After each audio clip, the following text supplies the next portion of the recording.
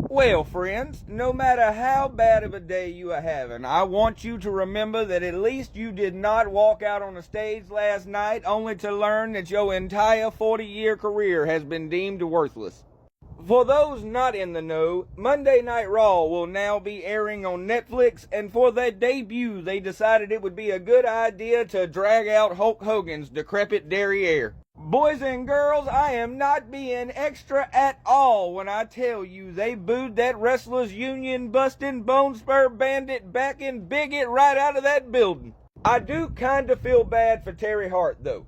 A man whose moniker I am most definitely trying to steal for myself. That would be the Mouth of the South.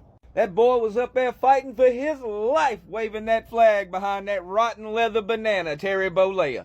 But Mr. Bartender, I thought Hulk Hogan was a real American hero. Well, friend, I am sorry to burst your bubble, but unfortunately for you, Terry Bollea is nothing more than a real American fuckboy.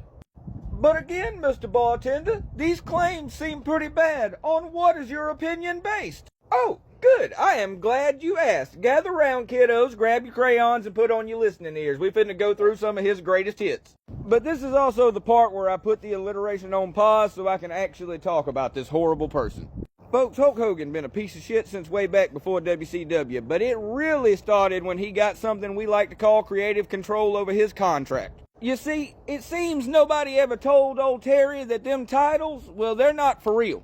So his favorite phrase to the other boys in the locker room when it came time for him to give back was, "That don't work for me, brother." We all fondly remember the NWO, but most of us do not realize that only worked that way because he was a selfish motherfucker.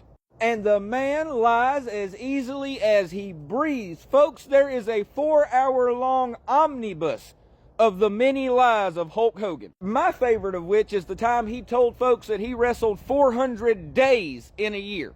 Hold on, give me a second. I'll explain how that works. Apparently, because he flew back and forth between America and Japan, he somehow was able to come up with an extra 40 fucking days. The man once said he did some partying with Jim Belushi, 10 years after Jim Belushi bit the dust.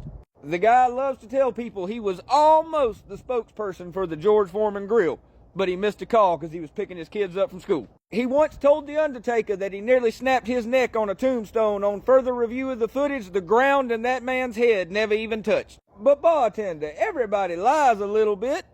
Don't worry, it gets a whole lot worse. If lies were the worst of his doing, I believe folks would just let him live without all that booing. You see, several years ago, it all came out on a secret recording that he had certain feelings about the fact that his daughter's boyfriend, well, he was black. And old Terry Bollea, well, he had some choice words about that.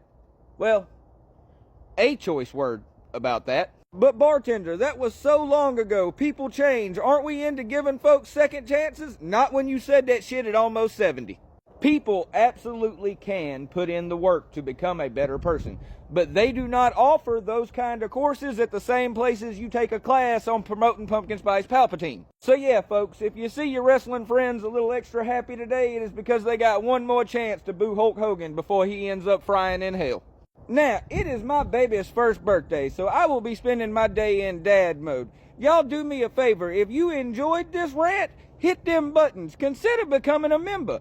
Either way, you have you a wonderful day. Keep the motherfucking boots out of your motherfucking mouth. And remember that the golden rule will always remain, yeehaw, fuck the law, and I will see y'all down the line.